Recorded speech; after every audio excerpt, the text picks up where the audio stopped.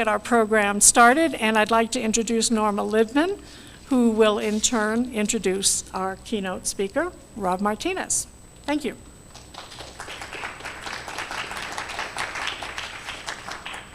Thank you, Linda. And our state of New Mexico historian, Rob Martinez, who has come here to do the keynote speech for us today, is a native of Albuquerque, born and raised in Albuquerque, and a graduate of UNM. He has degrees in international business management and Latin American history, with an emphasis on the Spanish colonial period in New Mexico. He also earned a teaching license and for 10 years taught world history and New Mexico history and language arts at Rio Rancho High School. Some lucky kids. He was a research assistant at the Vargas Project for 4 years and a research historian for the Sephardic Legacy Project for 14 years. Before becoming state historian in 2019, Rob was a deputy state historian for 6 years at the New Mexico State Records Center and Archives. He has published numerous articles for various periodicals on New Mexico history, genealogy, and culture. So we're looking forward to this, and I ask you to welcome New Mexico State historian Rob Martinez. Thank you. Thank you.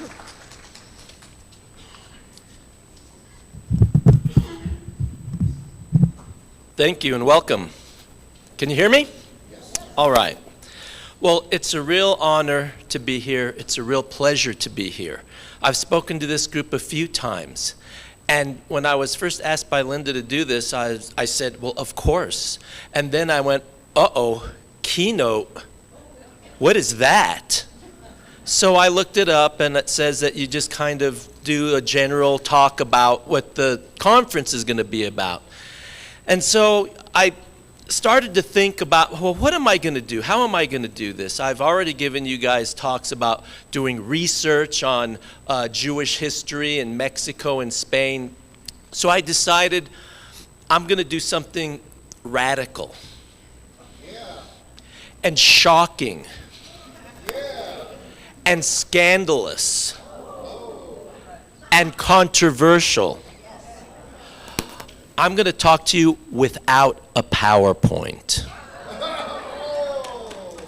So get ready for an old school talk about history, genealogy, and genetics. I call my talk Paper and Blood, my journey through New Mexico's Jewish past. Why? Paper for the history and genealogy, and blood for the DNA part of my talk that I will get to later on. I'll be talking to you for about 40 or 45 minutes, although you'll see I can talk and talk and talk, so I have somebody here with some signs to tell me to get ready to get off. Thank you. So I'm going to start my talk by telling you about myself. I'm Rob Martinez, and I'm Catholic. I'm Roman Catholic. I am born in Albuquerque and grew up here. My late father, Roberto Martinez, was from Mora, New Mexico, in northern New Mexico, the mountains, the high mountains, beautiful area. My late mother, Ramona, was from Las Vegas, the big city compared to Mora, okay? So I'm the youngest of 5, growing up in Albuquerque. The family, my parents married in Las Vegas, then moved to Denver. Then when they came here, they had me. So there's 5 of us, and we're growing up in Albuquerque. We grew up in the Heights, in the Constitution in Wyoming, a lower middle class neighborhood. My father always instilled in us a pride in our culture. He said we're Mexican, and be proud of that. He worked hard by day for the government. He was a civil servant, but by night, he was a músico, a mariachi, a musician, okay?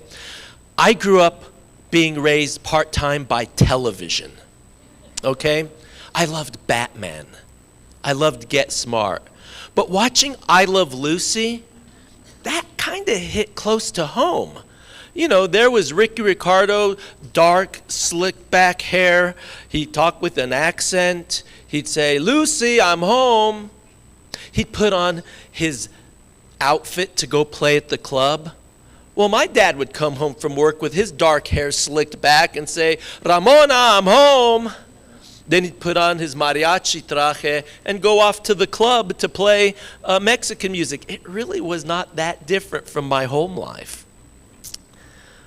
Well, it was a bit of a dual life growing up in Albuquerque. I grew up watching the Brady Bunch and the Partridge Family. My mom made beans and chili and tortillas and hamburgers and meatloaf and spaghetti with ground beef, because we didn't know anything about Italian sausage back in the 60s and 70s.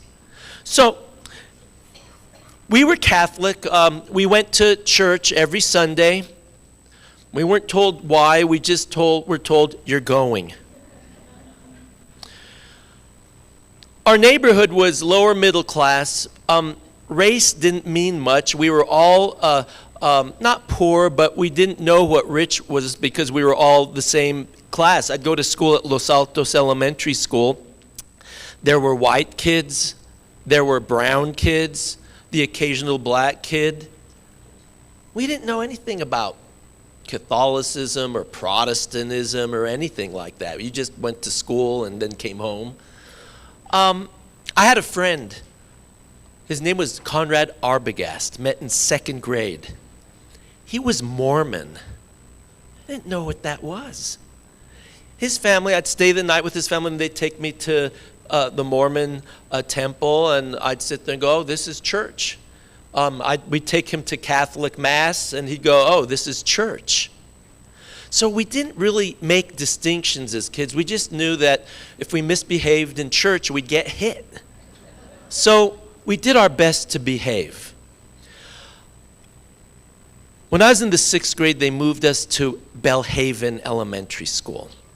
And there I met a kid named Brian Bobrick. Anybody know that name? Bobrick? He was so cool. He was Jewish. I think he still is. Again, we became fast friends. He'd come to my house. I'd go to his house. We even started a little business working in the yards in the neighborhood so we could make money to buy our comic books and our monster magazines. But that was about it. Growing up, it was just something you did not make a distinction about, what it was to be Catholic or Protestant or Mormon or Jewish. We were all just young kids doing what our parents told us to do. And so life went on. I grew up into a young teenager, started working in Albuquerque as a kitchen boy at Frank's Drive-In on Lomas. And then I got a job at the spaghetti machine. I don't know if any of you remember the spaghetti machine over on Wyoming and Manal. Well, the owners were Armijo, and my dad knew them. And I remember it was a lesson in identity, because I remember I worked as a busboy, and the guys in the back were Mexicans. They did the dishes and worked the kitchen, and we had a Spanish waiter from Barcelona. He was tall, curly hair. He looked down on me, not because I was New Mexican, but because I was a lot shorter than him. Well, I remember the guys in the back would give me a hard time, and I couldn't speak Spanish then, but I'd tell them, "Why are you hassling me? I'm Mexican like you," because my dad said we were Mexican. They go, "No, no, no. No eres Mexicano. Eres gachupín. You're a gachupín." I'm like, "What the heck is that?" So I went to the owner, Miss Armijo, I go, "Those Spanish guys in the back are hassling me." And she said, "Robbie, they're not Spanish. They're Mexican. You're Spanish." Whoa.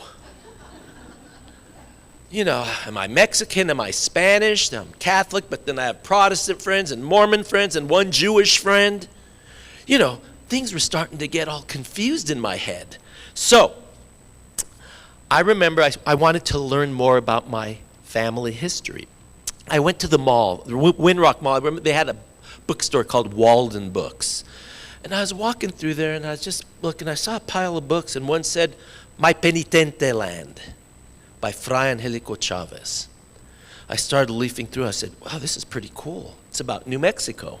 So I bought that book. I read it. He talked about our Spanish ancestors. It's a very romantic book. It's beautifully written. Raise your hand if you've ever read My Penitente Land. Okay, a few of you. If you want to know about New Mexico's Spanish identity, it's a good book to read. But keep in mind, it's a book of its time, and it's very romantic. But I remembered a couple of things. He mentioned some Genízaro people, and he also mentioned a couple of his ancestors, a Carvajal and a Gomez, who were Jewish. Well, I knew nothing back then about my own history. I figured, well, this is probably my history. I'm New Mexican. So that's when me and my dad started getting into conflict. A lot of times sons get into conflict with their fathers, right? Okay, well, my father was sternly Mexican, and I started saying, well, maybe we're Spanish. He was like, no son of mine is Spanish. So I went, okay, well, all this stuff played in my mind. I went to college, took some classes in Spanish history with Professor Kern. I took New Mexico history with John Kessel. And then I got a business degree, and it turns out I'm a terrible businessman. So I moved to LA to be with some friends and play music. I'm a musician. My family are musicians. My father's a mariachi. My brother's a great violin player. All my sisters sang, and my mom had a beautiful, beautiful voice. Well, when I was in Los Angeles, I got exposed to a lot more Jewish culture than I had ever been exposed to. Being New Mexican, we didn't know anything. Even Spanish and Mexican, these were things that were coming around in the 60s and 70s. My grandpa and grandma, my abuelo and abuela from Mora, they were salt of the earth, like people everywhere. If I would have asked my grandpa, because I couldn't speak Spanish and he couldn't speak English. But if I would have said, Grandpa, are we Spanish or are we Mexican? He probably would have hit me and said, get to work. Go do something that helps around the house. You know, he would have had no use for that. But, you know, when I started thinking about these things, I moved to LA and I started working at Embassy Television. There was the studios where they made Who's the Boss, and originally they did All in the Family. I tried to get a job there. The HR person wouldn't hire me, but they said, we have another job for you. It's working for this guy named Norman Lear. So I went over there to Century City in Los Angeles, and I got a job working for Norman Lear. And I got a real education in showbiz, in liberal arts and liberal thinking. He had his, what was that group he started? People for the American Way? Was that what it was called? Their offices were in the offices where he was at. I got to meet so many famous people of all backgrounds. I met Jimmy Walker, Dynamite from the TV show. I met Michael Nesmith from the Monkees. The Dalai Lama showed up because Norman was going through his religious phase, trying different religious and philosophical ideas. He was very good to me. He used to have me help him carry stuff to his car, and he'd open the door for me. A very nice guy.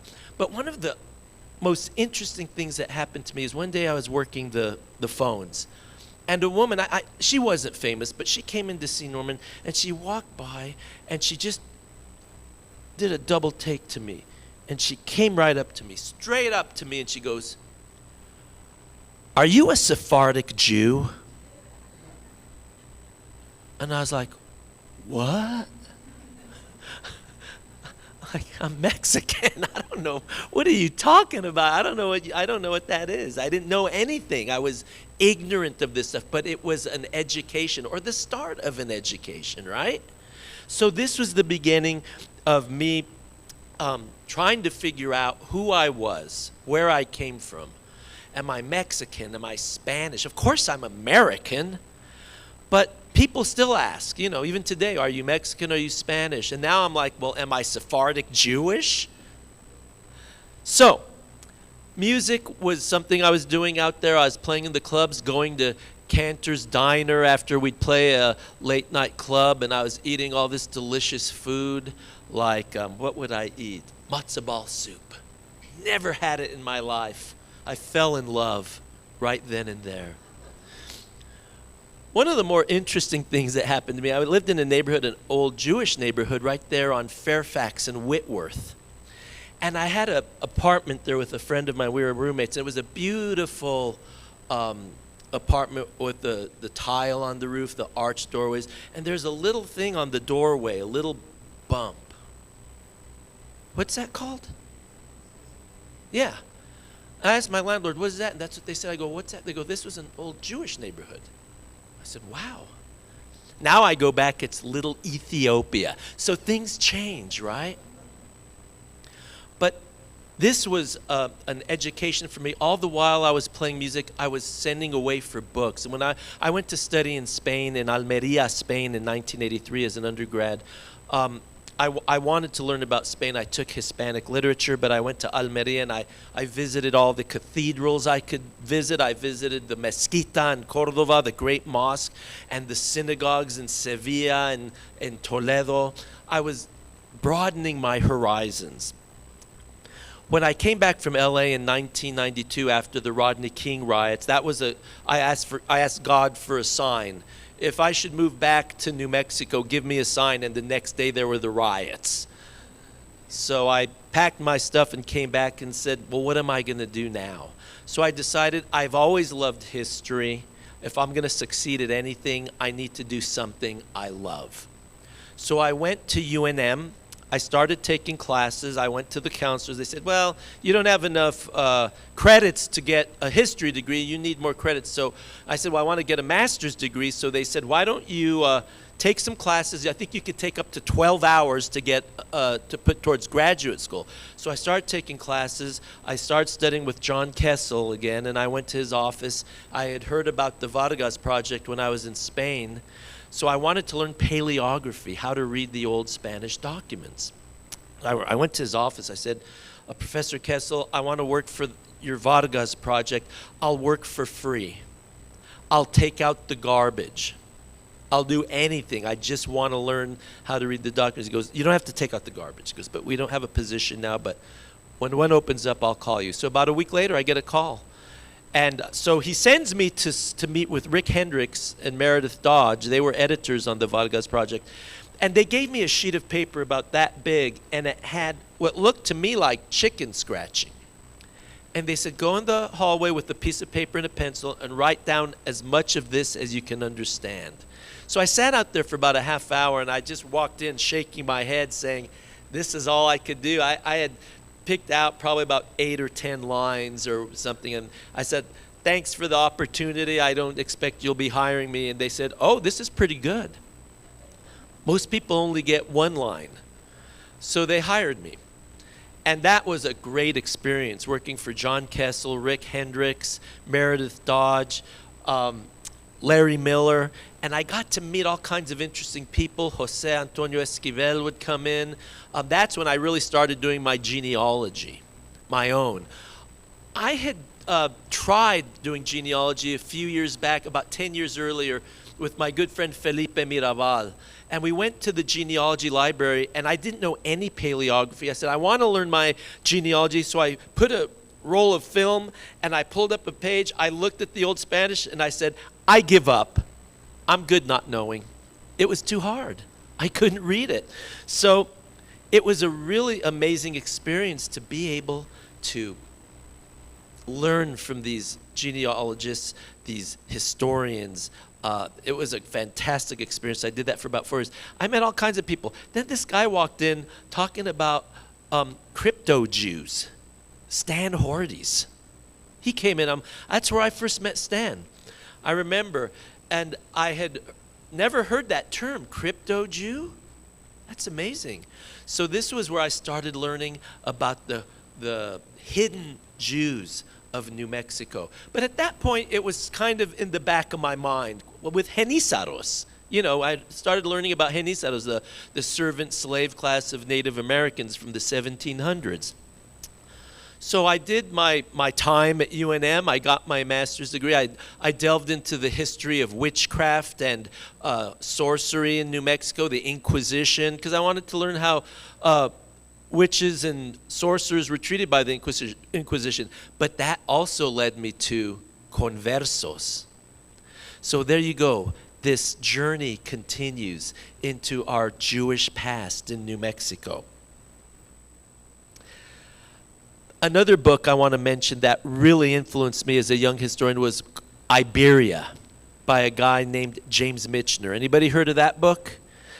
It's huge, but it's a great book, and he delves into all kinds of history. I learned about Spain's Muslim history, which confused me even more. Wait a minute. I thought we were Catholic for about 2 billion years. Well, you got to expand your horizons, right? And open your mind. That's what I learned. Always have an open mind. So once I graduated in 1997, I started working to get a teaching degree because there's just not that much work for historians out there. Working at the Vargas Project, I thought, this is what I want to do. I want to read old documents and get paid. So I found out the hard way that there just aren't that many jobs doing that. So I think a natural thing for a lot of historians is to teach. So I got into a teaching program at UNM that was like boot camp. I mean, it was brutal. People's marriages were ending. They were going to psychiatrists. It was quite amazing. But I almost finished that program, and one day I get a call, and it's Dr. Stan Hordes. And he says, I'm looking for a historian who could read old documents. And I said, I'm a historian who could read old documents. He goes, well, I'm looking for someone who might be able to travel to Mexico and Spain. And I said, I could travel to Mexico and Spain. So to paraphrase Humphrey Bogart and Claude Rains in Casablanca, it was the beginning of a beautiful friendship.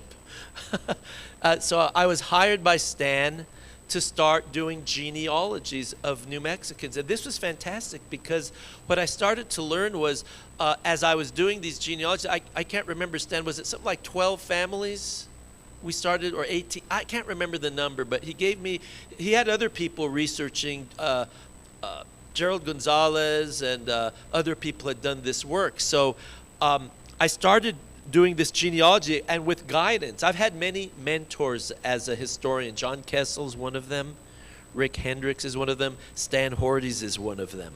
He helped me learn how to do real genealogy, real history, historical research. So I started doing these, and I started saying, wait a minute, that name, that's my great-grandfather. Wait a minute, that's my great-great-grandmother. And I was researching these families for the Sephardic Legacy Project that Stan was running. I started to find my own family, my own roots. And it's there that I started to find that, well, I wonder if I have Jewish ancestry. My family never talked about anything like that. We didn't have any anti-Semitism in my family. I think we had anti a lot of other things.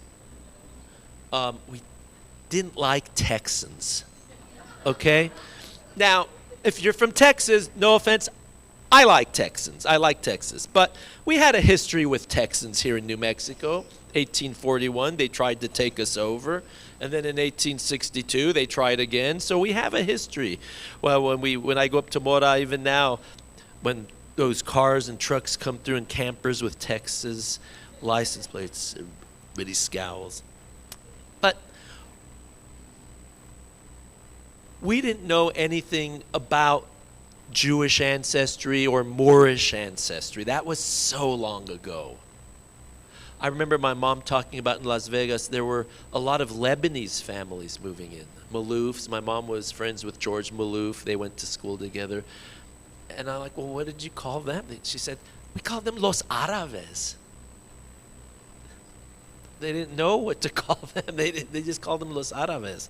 So we didn't have that consciousness. But as I started doing this, I started working for Stan, and each day that I did this research, I learned, because he also recommended books to read, books by Dr. Greenleaf, his own writings, and I just started to learn more and more about New Mexico's Jewish past. So that's the genealogy and paper part, the history.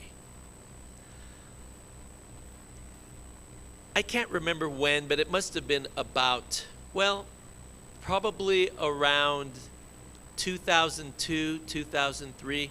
It all kind of blends in my mind. My family, we were playing for the Smithsonian Institution in Washington, D.C. It was 2003, I know that. And my sister Debbie called, and she informed us that she had breast cancer. We were all pretty shocked, but, you know, you carry on. And so we did our gigs out there, and when we came back, she was working with Dr. Paul Duncan. I think that's his name, yes. And then about a year later, we found out my sister Maxine also had cancer.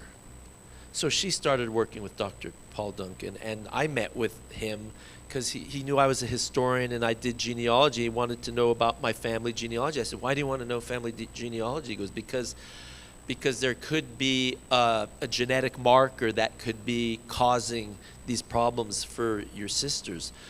So he did blood tests for my sister, and he did a blood test for me, and sure enough, they carried the BRCA1 genetic marker. So as you can imagine, I wanted to learn about that as much as I could, so I started doing research. And if I'm correct, I believe that's a Jewish marker, BRCA1. And I'm not an expert, I'm not a scientist, but I believe it also goes back thousands of years, thousands, maybe to before the Babylonian captivity. That's what one of the stories I heard. So that blew my mind in a lot of ways. We lost my sisters in 2007 and 2008. We talked to my mom. She carried the BRCA1 too. We did blood tests with her. My dad did not carry it. As you all know, when you go back a few generations, we really don't know why people died sometimes. You know, they might say, well, she died of a stomach ulcer or pains in her chest. My mom's maternal grandmother, Tomasita Gallegos, died of the Spanish flu around 1918, so we don't know. But I eventually ended up doing DNA tests with family tree DNA. And my DNA turned out to be about 30% Spanish and about 70% Spanish and 30% Native American. Well, in that 70% Spanish, I had 4% Jewish. Then I said, Mom and Dad, we need to do yours. I want to know what you are. My dad was always proud of his puro Mexicano culture, Mexican. So he kind of freaked out when it turned out that he was less Native American than me. He was something like 25% Native American and 75% Spanish. And my mom turned out to be about 35% Native American and 65% Spanish. But in her Spanish DNA, there was 11% Jewish. And then Stan said, see, you're Jewish. So there you go. Now, I understand Mr. Greenspan's going to be here tomorrow. I'm going to try to make it, but if not, if somebody can ask him. I want to know why the later series of my DNA test shows that I have less than 1% Jewish. Because I know it changed. I think it's the samples. I know I have the Jewish ancestry, and I know my mom has it. But I want to know why those numbers changed, because I like the higher numbers. I like that better. So that's what those are the numbers I rely on, okay? Anyway, it's been quite a journey and amazing adventures. Stan has taken me all over the place. Me and my wife Janice still talk fondly about Stan and going to Europe to do research in Spain and Italy and France. It's been quite a journey. We've had some adventures, some things I can talk about, some things I can't because I don't remember. But anyway, we've had some great times, and I eventually started working as a high school teacher, teaching world history, and I always did my best to incorporate a Sephardic Jewish history when I did my world history. In world history, I would always teach religion. That's part of what you teach. And so in the Jewish component, I always wanted to talk about the Spanish Jews. Because you had that diaspora that started in 1492. I mean, we know about the diaspora, right? After the destruction of the temple.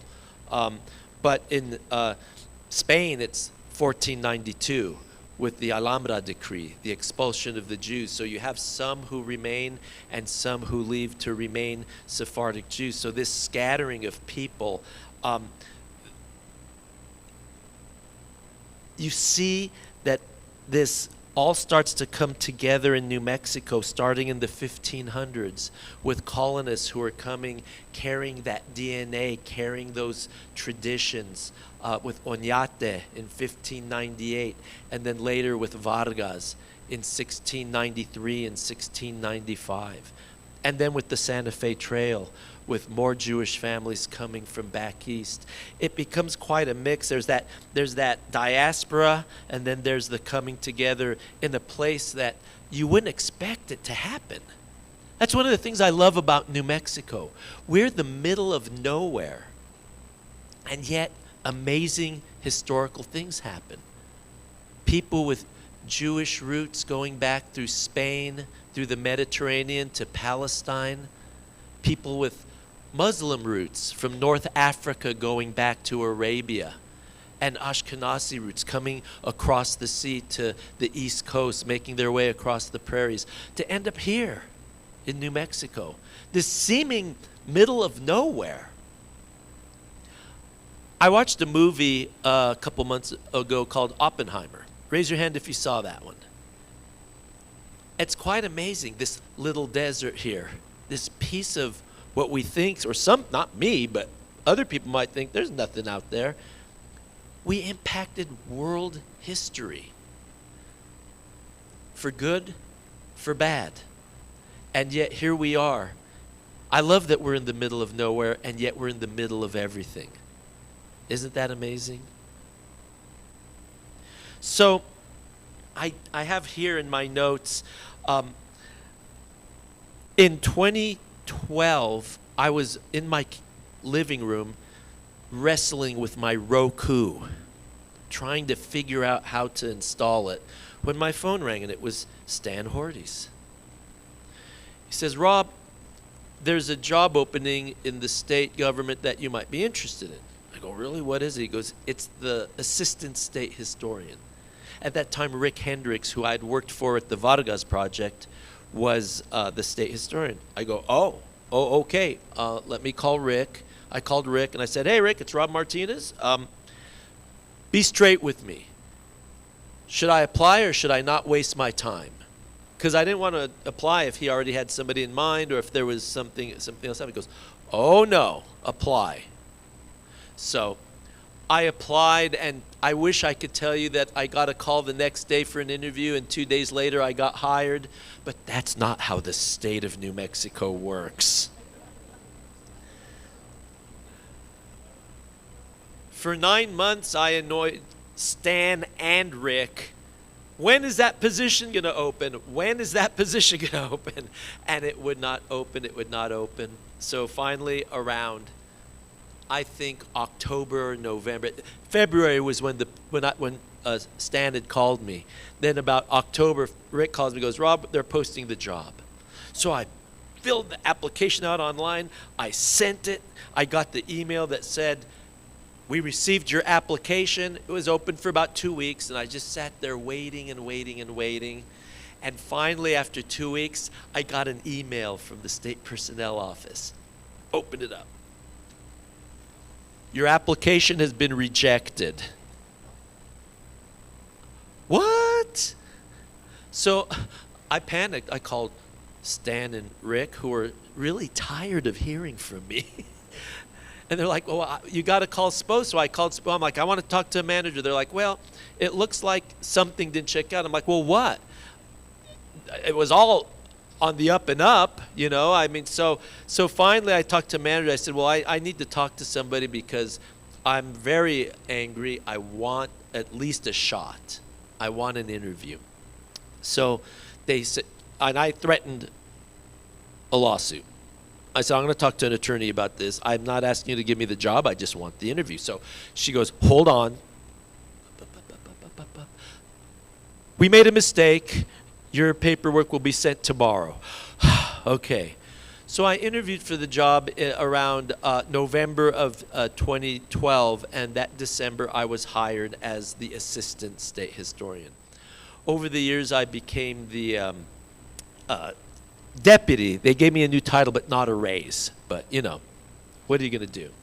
And in that time when I was working as a deputy state historian, I was fortunate to still be hired by Stan. He still had faith in me to go do research in Havana, Cuba, and in Puerto Rico. We went to Havana twice, and that was an adventure. I can't remember which one. I think one of the time we got academic visas on one of the trips. Then on the other trip, I believe they made a mistake and they gave us tourist visas. And we landed in Havana, and they pulled me back into a little dark room, the police there, and they interrogated me for about an hour and a half. What are you doing here? All in Spanish. ¿Qué estás haciendo aquí? ¿Qué vas a hacer?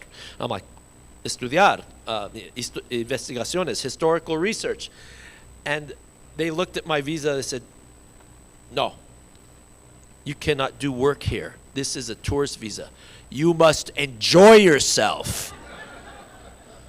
I'm like, I don't know what to do, you know.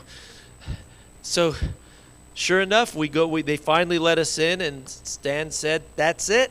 We're going to enjoy ourselves. So we ordered some cold drinks, and we relaxed, and then we still got some work done, though. We were able to maneuver into the church and civil archives over there. It was quite amazing. Ironically, on our way back from Havana, we landed in Miami, and when we were coming through, police in Miami pulled me aside and interrogated me and said, what were you doing in Havana? Why are you here? Why do you have the last name Martinez? What are you doing here? It was quite an adventure. But that was while I was deputy state historian. In 2019, Rick Hendricks was made SRA, State Records Administrator, and that opened up the state historian job. And then I interviewed, one of the interviewers is here, Richard. Thank you, Richard. I interviewed and I got the job, and I've been doing it I'm in my 5th year now, State Historian of New Mexico, and I love it. Now, there are challenges. We have so much beautiful history here. Native American, Spanish, Mexican, American, Jewish, Muslim, African, all kinds of history, Asian history here. We're an amazing mix. But I got to tell you, it's an amazing job. It's brilliant, and it's maddening sometimes because they're difficult waters to maneuver. It's hard to be the historian for everyone all the time. If you're over here saying something, this group gets angry with you. If you're over here saying something, this group, you all don't know anything about that kind of thing, right? No. But, it's that multicultural mosaic, that tapestry that makes us so amazing here in New Mexico. It makes it so interesting. I'll never exhaust New Mexico history as a teacher or as a state historian or as a historian. I was a historian before I became state historian, and I'll be one after I leave the position. But I'll never exhaust it. Nobody will. It's too deep. It's too multifaceted. It's like the history of Palestine, or the history of Spain or Italy. One of the most amazing facts of Rome that I didn't know until I was over there, we were taking a tour, my wife and I, through, was it Traveste? The old Jewish part of Rome. And they told me, I never knew this, that Rome had a Jewish community before the diaspora. I mean, that is ancient Jewish history. I love that. And I think New Mexico has a similar layering of history. We don't have to go all the way to Rome for that. We have that right here. And I always tell people, and I'm going to finish up with this, perfect timing. I'm going to finish up with this comment. I always tell people things I learned from professors at UNM. One professor told me, I always reserve the right to change my mind as far as historical things when I'm presented with new evidence. And I'd like to think that my story today shows you that that's what I've done. And I hope every historian out there does it. I know Stan has done that. And we need to look at history like going to a foreign country. They do things differently there. And we need to approach with eyes wide open and with respect. Thank you. Muchas gracias.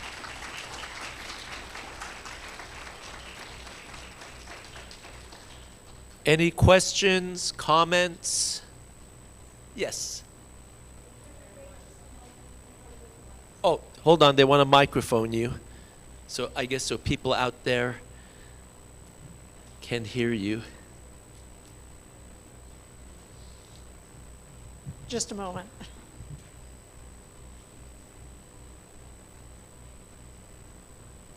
Stu?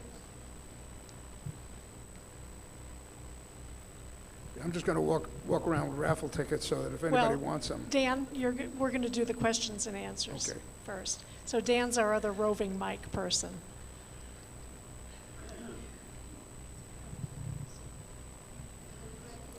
Right there. Thank you very much. That was very interesting. Thank you. I'm going to ask something you didn't touch on. As a member of the Santa Fe branch of the NAACP, we're always interested in knowing how many African heritage or African Americans are in the state of New Mexico. About 8 years ago, I was told 500. I have a sense that it's many more, just not in Santa Fe in particular.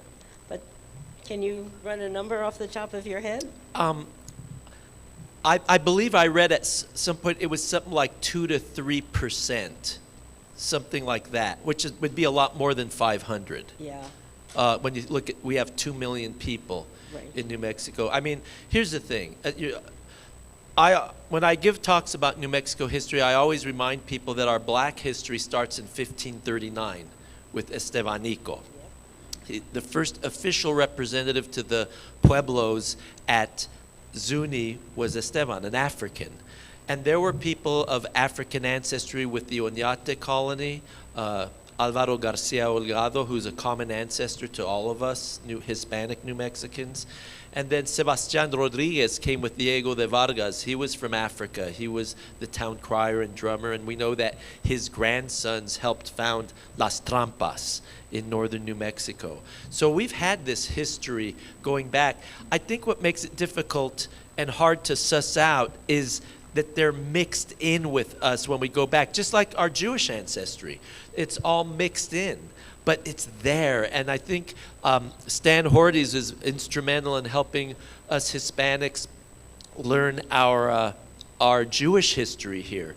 I was reading a guy was taking me to task on Facebook saying that Rob Martinez is just always being political and controversial. All the state historians before him were just quiet civil servants who never started any trouble like Rob Martinez. And I'm like, I remember some people, Hispanic Catholics, getting pretty angry when Stan suggested we might have Jewish background. And it's the same thing with learning, but we're learning, right? We have to open our minds, just like that we might have some African ancestry. We certainly have Native American. I'm guilty. When I was in the 90s, before DNA and I did my genealogy, I thought, because of my penitente land, I thought I probably have about 3 or 4% Native American.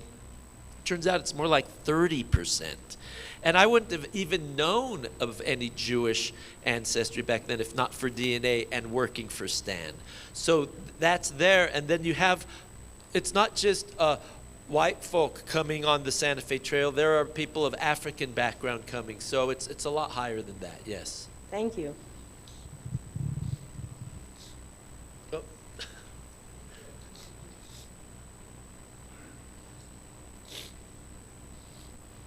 I have 2 online comments. One, thank you. Very much appreciate you for being a superb speaker, from one individual at Temple Aaron. And then the other, the ending of last name signifies Jewish roots versus not, as in Gomez versus Gomez, Gomez with S, and Gomez with ending in Z. Can you back this up, and is that indeed accurate? Our experience of that is that no. I've heard different things. I've also heard that Martinez with a Z is Spanish, Martinez with an S is Native American. I think these are codes we look for, but they're not true. That in itself doesn't mean we don't have Jewish ancestry. All it means is that there was really no standardized spelling of Spanish until relatively recent times. It was very phonetic. So that's why you'll see Chavez with an S, Chavez with a Z, or with a B instead of a V. Martinez sometimes with an S, Gomez with an S or with a Z. It's just what people were hearing at the time. Lovato with a B, Lovato with a V. So, I think, what you do see happening though are, if a person was a converso in the late 1400s or the 1500s, it's like anything. If they want to assimilate, so they'll take on a name that sounds less Jewish, and that will help them become part of the greater Spanish culture. So you might have somebody who has a Jewish last name all of a sudden called Rodriguez. All of a sudden they're Martinez. And you see that, in our country. People who have, whether they're coming through Ellis Island, the people could not pronounce their name, so they'll change it, or they might make changes to their name to make it more American. I was talking to a friend of mine yesterday. We were having a meal after my mom's funeral yesterday, and a friend of mine was there, and he has a German name, Ölsner.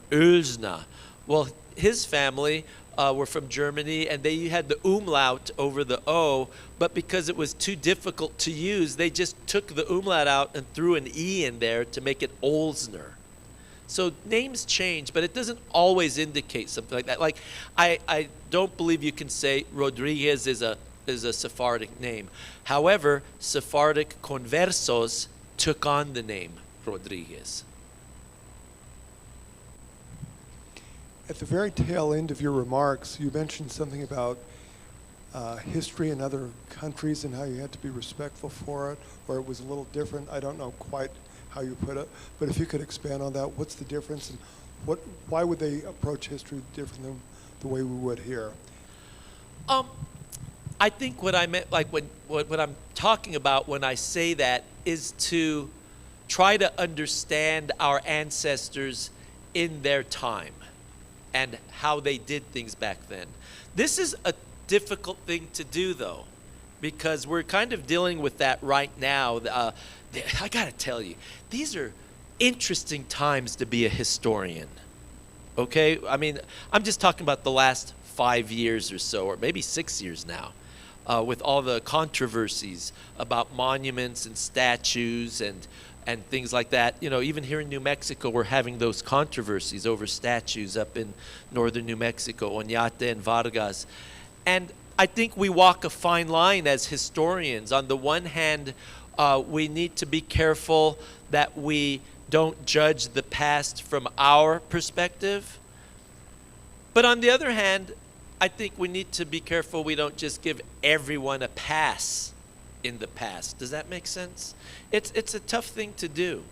I think Spain has wrestled with her Moorish, Muslim, and Sephardic Jewish past. But she's opening up. There's a lot of writing now in Spain about that history. But I also look at something like, okay, I wasn't going to get controversial, but I guess I'll get a little controversial, okay? I look at something like, about 6 months ago, I don't remember when, they said that they found a well in England from about the 1200s. And they dug into this well and they found human remains. And they did the DNA and they found out that they were Jewish people and that they had been violently thrown into that well. And there were children too. So on the one hand, I think what I mean is when we're looking at the laws and the things that people did, we have to be careful not to apply modern psychology or modern medicine to those things. But when I heard about that, I looked at that and said, something horrible happened here. That's not just people being people in their day. Something really catastrophic happened here. So that's kind of a long answer, but that's what I meant.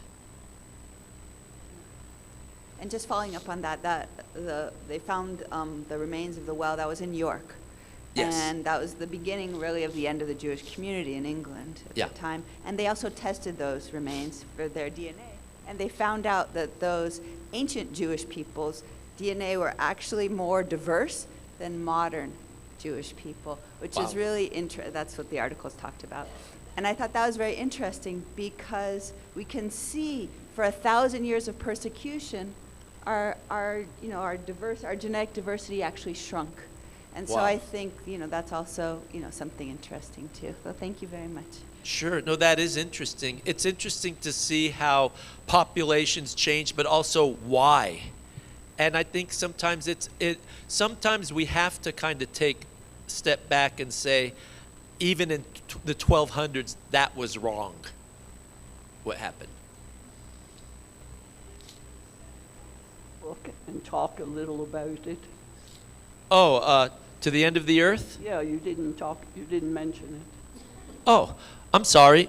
Yes, that's what all that research was about. Starting in 1999, I started working with Stan for a few years doing research. He had other researchers working on it as well. And the whole point was to research New Mexico families, Hispanic families with colonial roots down through Mexico, through places like Zacatecas and Durango and Mexico City and Puebla, and then see where they ended up in Spain. Obviously, there were families with names like Gurule and Archiveque that came in the Vargas period who were French, L'Archevêque and Grolet. We were researching these families to see if we could find not just Jewish roots, but to see if they were being persecuted for having Jewish roots. So that's what we were doing over there. And that was the fruits of that work ended up being the book that I see. It's right over there if you want to buy a copy. But what was interesting is the things that start to unfold, like the Archiveque family. Clearly, they end up in New Mexico. They marry into colonial families here. They're Roman Catholic. We researched that family in Bayonne, the Basque country of France, then back to Bordeaux.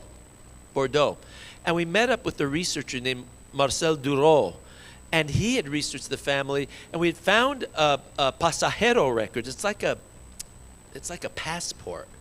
And the French also had the limpieza de sangre, the idea that you couldn't come to the Americas unless you were only old Christian. You could not have any Jewish or Muslim, and then it even added in the document, or Protestant. So he had a brother, the guy who came here, Jean l'Archevêque, he had a brother named Pierre, and he wanted to go to South America. It was interesting because he said, I don't have any Jewish, I don't have any Muslim, I don't have any Protestant. And then we started doing the research, and it turns out they were Huguenots. So, and that also led to the possibility of them having Jewish background, because a lot of those Sephardic Jews, when they were expelled from Spain, ended up going up into France and the Low Countries and establishing themselves in that area. But yeah, I worked for Stan for a few years for his book. I hope that answers your question.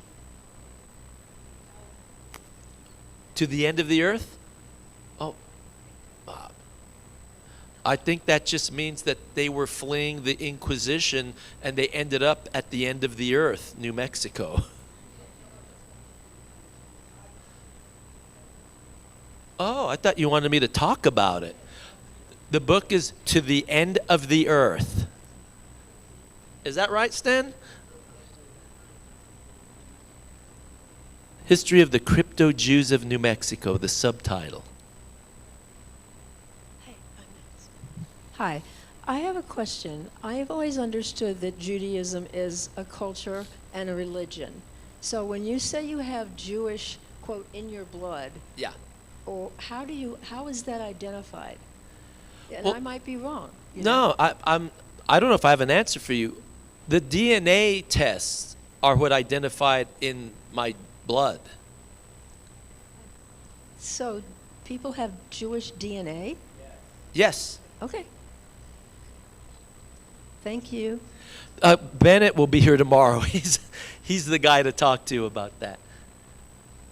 Excuse me, I have a question about Indian blood and whether that includes indigenous from Mexico.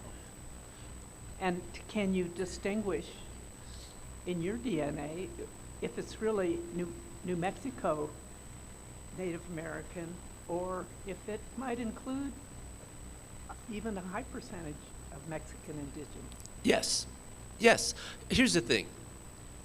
The DNA markers for Native American, like for my family, show markers in the Southwest where we are, in Mexico, southern Mexico, and even parts of South America. So when it says 30% Native American, that's a mix. I think a lot of people, I've noticed that a lot of people, when they find out they have Native American, they'll say, well, I want to know what tribe or what community. Well, for us New Mexicans, that's centuries and generations of mixed blood people getting together. People that came with Oñate, people like Juan Griego, he was a Greek, or Bartolomé Montoya, they had Mexican Indian wives. So their children were mestizo. So their children are marrying the children of Hernán Martín Serrano, who was a Spaniard from Zacatecas, but he had 2 sons with New Mexican Native American women. Do you see how it starts to mix? And all of this starts to mix. And then the Genizaros, who are Comanche, Apache, Navajo, Kiowa, Ute, in the 1700s, they start mixing in with us, and it becomes quite a soup. Just like when we say we have Spanish DNA. That means a lot of things. It means Castilian, it means Extremeño, Andaluz, it means Sephardic Jewish, it means Moorish, it means a lot of North African. By Moorish, I mean North African. Your father was right when Yeah. he said he was Mexican. Oh, he was totally right. I told him that. I said, Dad, you were right. And he just looked at me and went, uh-huh.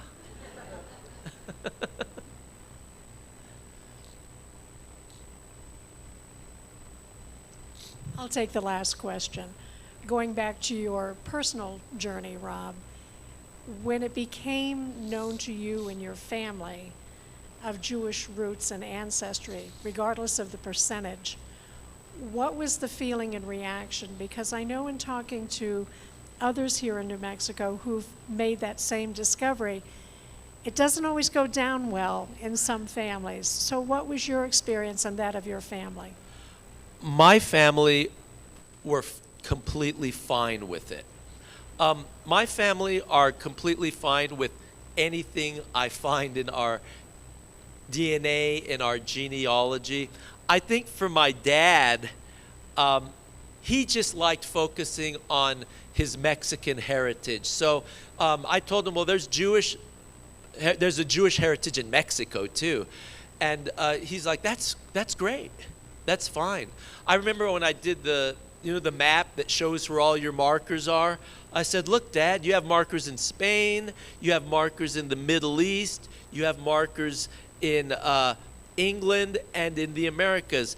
And he said, I'm mostly interested in this and in this. And he pointed to the Mexican Indians and to the Middle East, Palestine. He goes, that's what I'm really interested in. But he didn't disdain the rest. He just said, that's what I'm interested in. So my family was very okay with it. Thank you very much, Rob. We appreciate Thank you. your being here with us today.